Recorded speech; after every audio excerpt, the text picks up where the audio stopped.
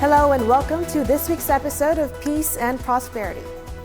Mogyun, now it's June, the month to appreciate the veterans and patriots. Right, and so a variety of events are being held across the nation to pay tribute to the patriots and veterans who sacrificed their lives for the country. Marking the Memorial Month, we have special news to share. Peace and Prosperity starts now.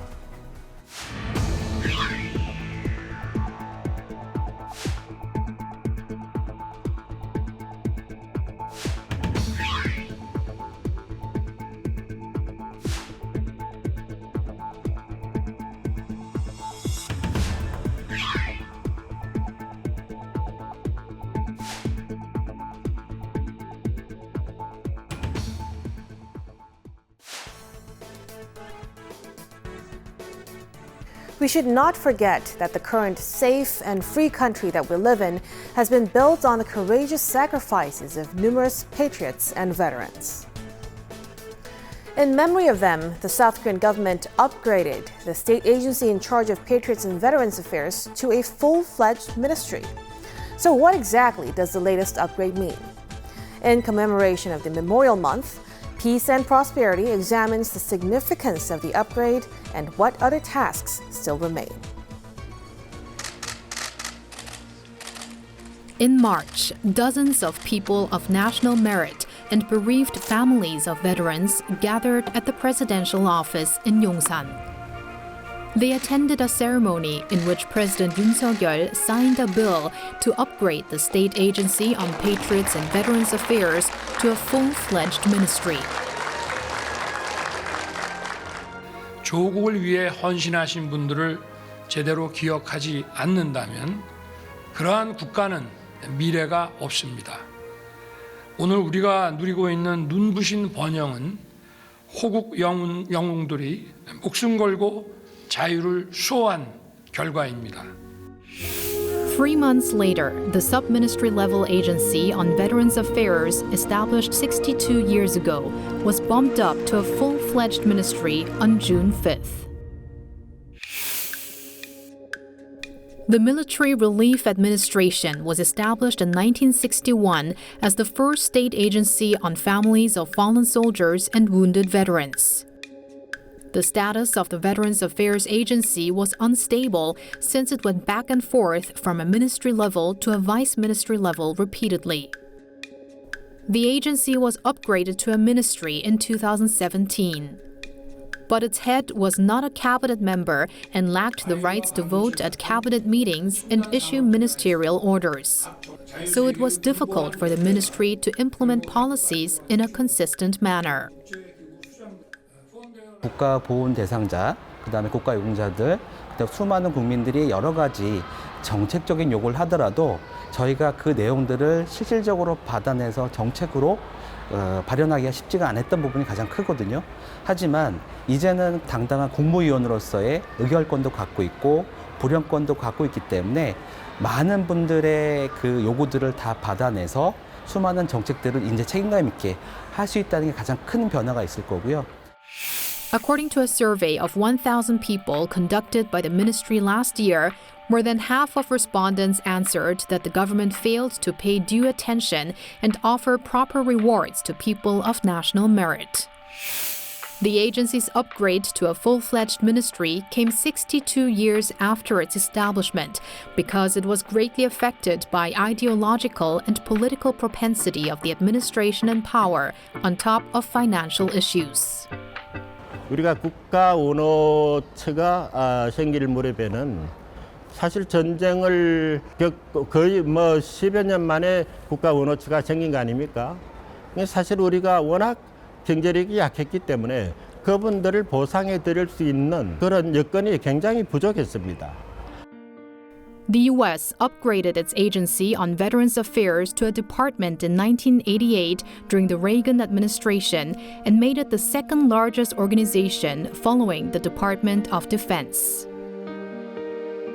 Last year, the U.S.'s federal spending for veterans totaled $272 billion. It accounted for 4.6% of the total government budget. 레이건 대통령 때 드디어 보훈처가 미국에서 보훈부가 돼서 이제 국무회의에 들어가고, 그러나 미국은 조직이 굉장히 그 병원들이 방대합니다. 아주 굉장해요. 실제로 그 참전했을 때 입은 부상도 중요하지만 그냥 노후가 오면서 이제 힘들어지는 것을 챙기는 그런 제도로 되어 있습니다. With its status upgraded, the ministry plans to increase its budget and raise allowances for people of national merit and families of patriots and veterans. The ministry also plans to expand medical and rehabilitation services for elderly meritorious people.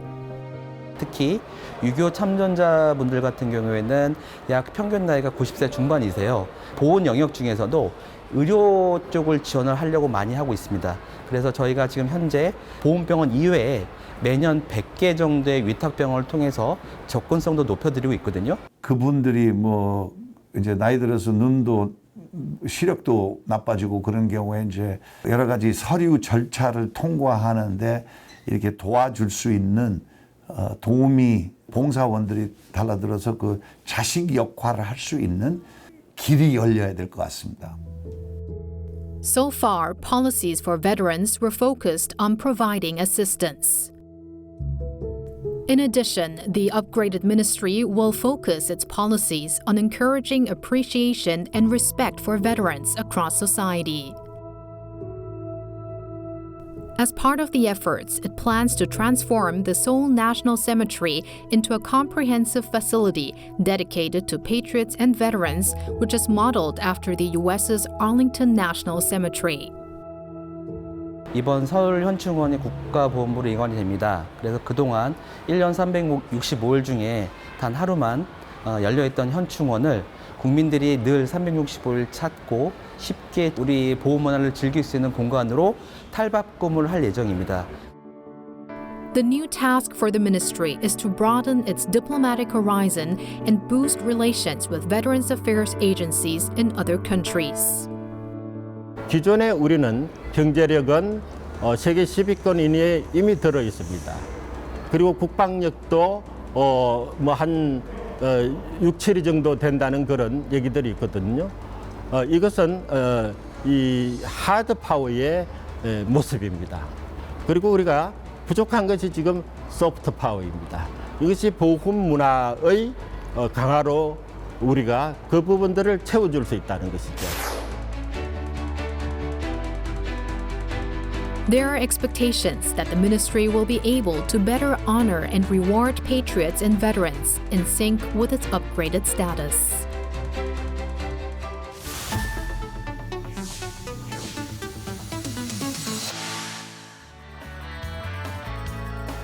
안녕하세요. 탈북민의 시선으로 북한사의 숨겨진 이야기를 나눠보는 시간이죠. 북한에서 온 나민이입니다. 네, 안녕하십니까. 북에서 온 박희성입니다. 우리 미니 씨는 6월 6일이 어떤 날인지 혹시 아시나요?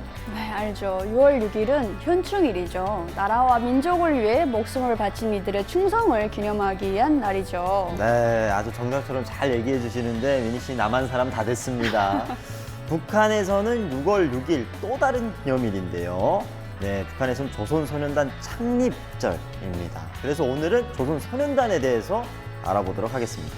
네, 먼저 조선중앙TV에 공개된 영상을 보고 이야기 나누겠습니다. 수령 김일성 대원수님 탄생 100여일한돌 경축 조선소년단 전국연합단체 대회가 15일 창덕학교에서 진행됐습니다.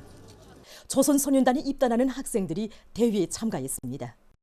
대회에 앞서 참가자들은 창덕학교에 높이 모신 위대한 수령 김일성 대원수님의 동상에 꽃바구니와 꽃다발들을 진정하고 삼가 인사를 드렸습니다.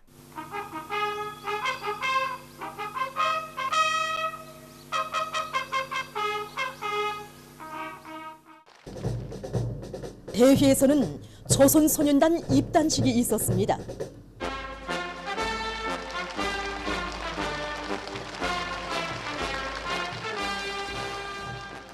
나는 위대한 수령 김일성 대원수님께서 세워주시고 평양시당연의 책임비서 김숙일 동지의 선창에 따라 소년단에 입단하는 학생들이 선서를 했습니다. 일꾼들과 관계자. 네, 조선소년단은 북한 어린이라면 누구나 가입해야 하는 청소년 단체로서 8세부터 14세까지 소속이 되어 있죠.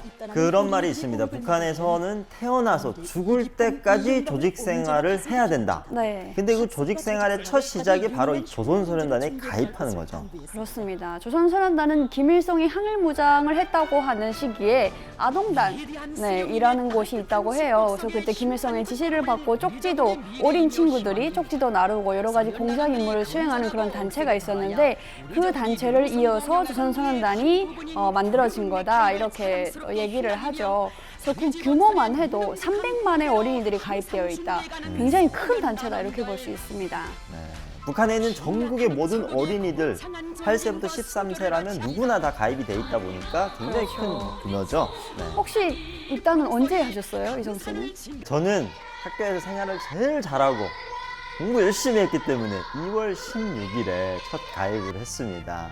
이게 이제 조선소년단에 가입하는 시기가 3개로 나누는데 2월 16일 김정일 태어난 날, 그리고 4월 15일 김일성 태어난 날, 그리고 6월 6일 조선소년단 창립절 이렇게 3번에 나눠서 이제 가입이 되는데 학군마다 생활을 제일 잘하고 그리고 공부를 제일 잘하는 학생들이 2월 16일에 가입하고 그 다음에 조금 덜 못한 친구들이 4월 15일 그 다음에는 이제 66절에는 다 가입을 시키죠. 그런 걸 봤을 때 우리 남민희 씨 66절에 가입하셨죠? 아니 뭐 그런 섭섭한 말씀을 저도 2월 16일에 가입을 했었습니다. 되게 그때는 정말 영광스럽게 생각을 했었어요. 반에서 제일 먼저 입단을 하니까. 근데 그때가 겨울이었거든요. 2월이다 보니까. 그럼에도 불구하고 이제 치마를 입고 좀 덜덜 떨었던 입단 선서도 외워야 되고 그다음에 노래도 있죠. 뭐 밝아오는 조국 땅에 노을 빛으로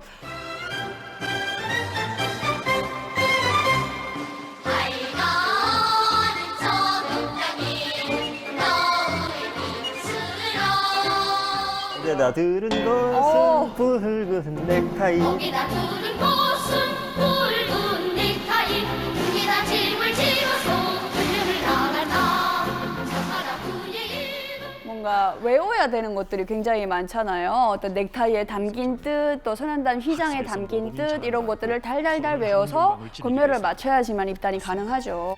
그렇죠. 그리고 소년단에 가입이 되면 그 다음부터 숙제들, 해야 될 의무들이 굉장히 많잖아요. 그렇죠. 아무래도 소년단에 가입이 되면서부터 어떤 북한에서의 조직 생활, 정식 조직 생활이 시작이 되는 거다 보니까 그 전에는 소년단 가입 전에는 토요일이면은 딱 한 세 수업만 하고 바로 집에 가고 막 그랬었는데 이때부터는 토요일 날에 토요 행진이라는 것도 해야 되고 여러 가지 행사도 참여해야 되고 작업 동원도 더 많아지고 그랬던 것 같아요.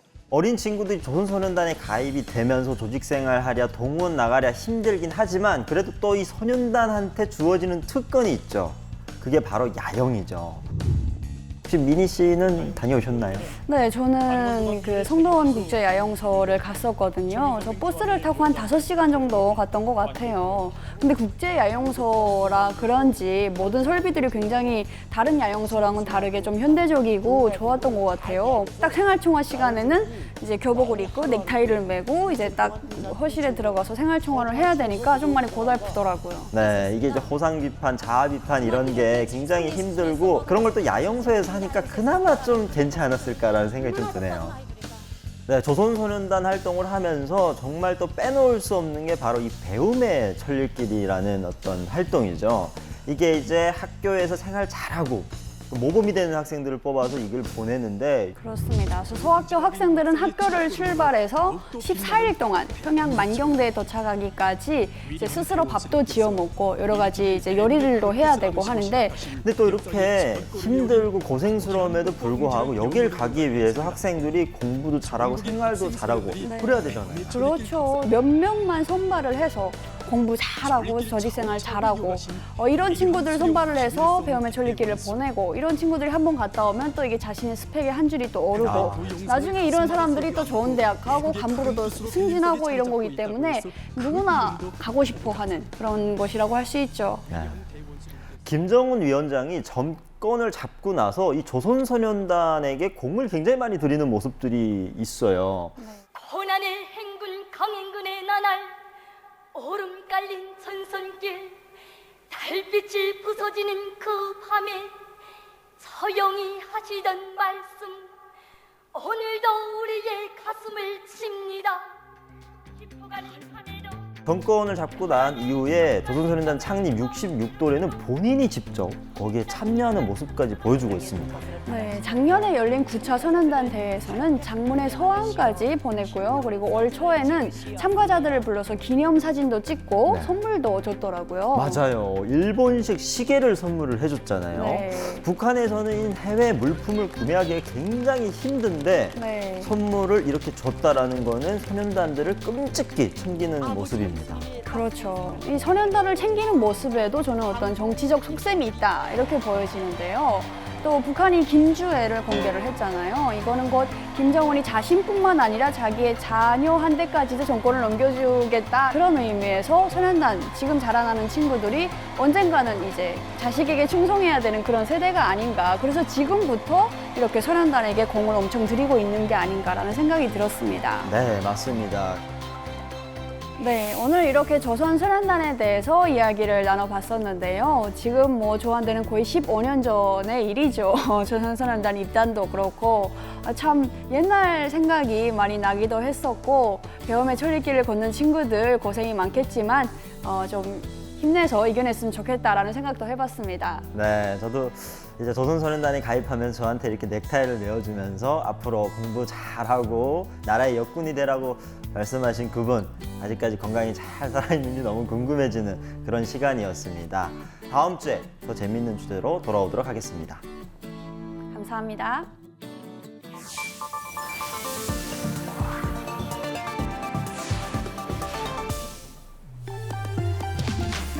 Every North Korean must be a member of a specific organization throughout his lifetime. North Koreans hold lifelong organization membership from cradle to grave. Among all the organizations, the Korean Children's Union is considered to be especially important since the regime believes that the future is determined by the education of children. However, many analyses indicate that loyalty to the ruling party and the Kim family among young generations has been waning. One survey shows about a half of North Korean adolescents have the experience of watching South Korean TV series. North Korean authorities do not have effective means to win back the young generations. So, the regime is expected to only tighten its grip on the people.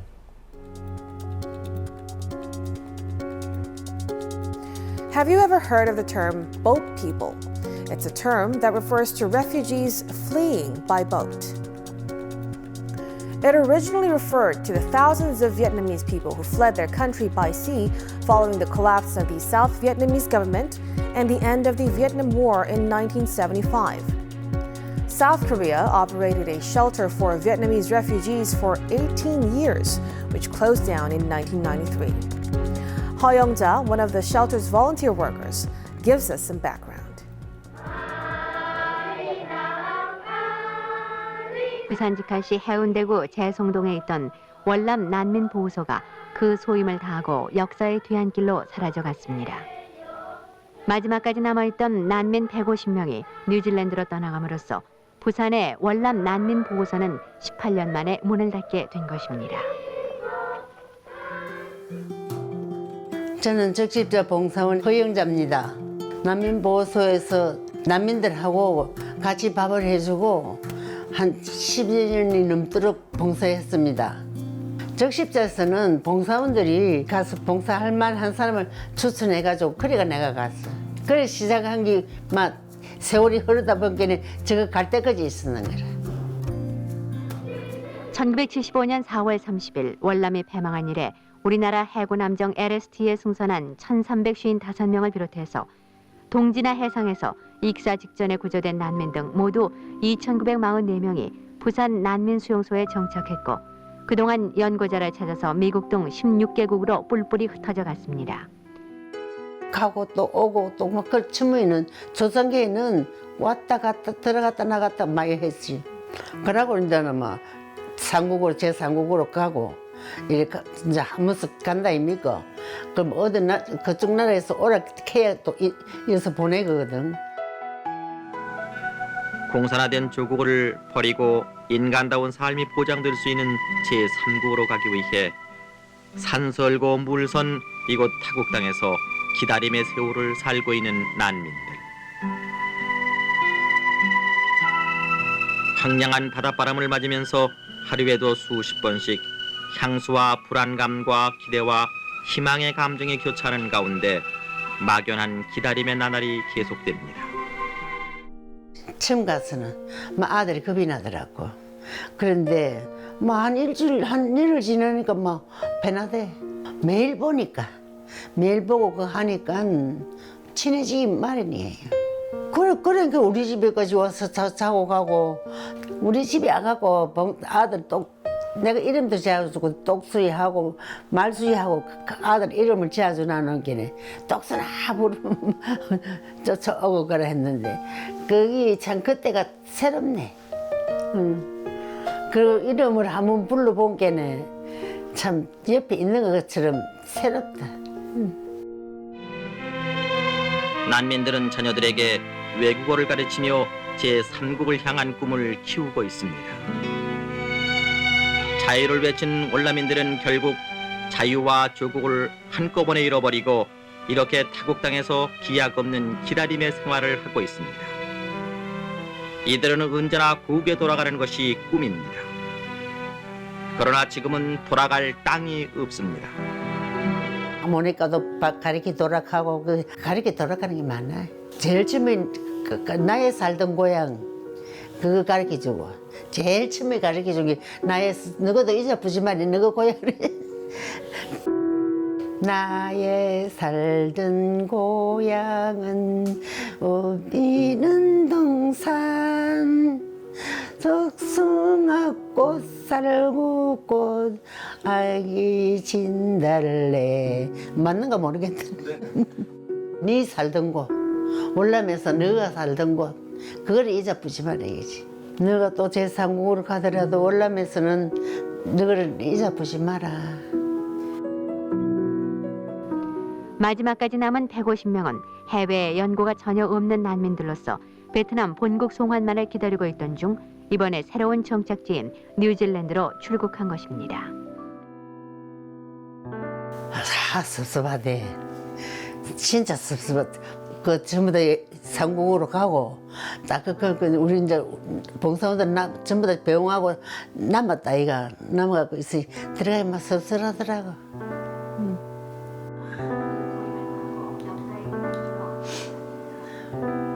노래 부르는데 그래 나의 살던 고향을 잊지 마라. 나는 너가 가도 어디를 가도 제3국을 가도 너분들은 잊지 마라. 그 나의 살던 그러면서 전부 다 울고 그랬다.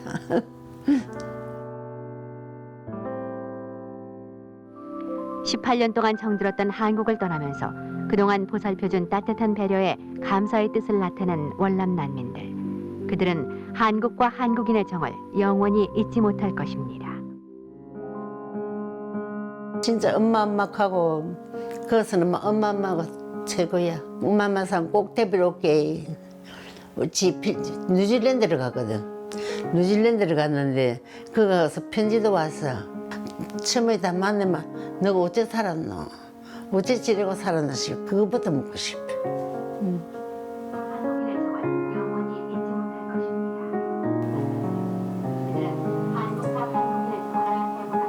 봉사는 막 가들한데도 그거 했지만은 너를 위해서 봉사하는 거라.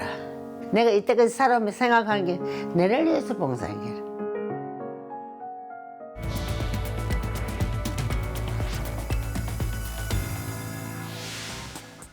These Koreans had the refugees stay over at their houses and gave them Korean names.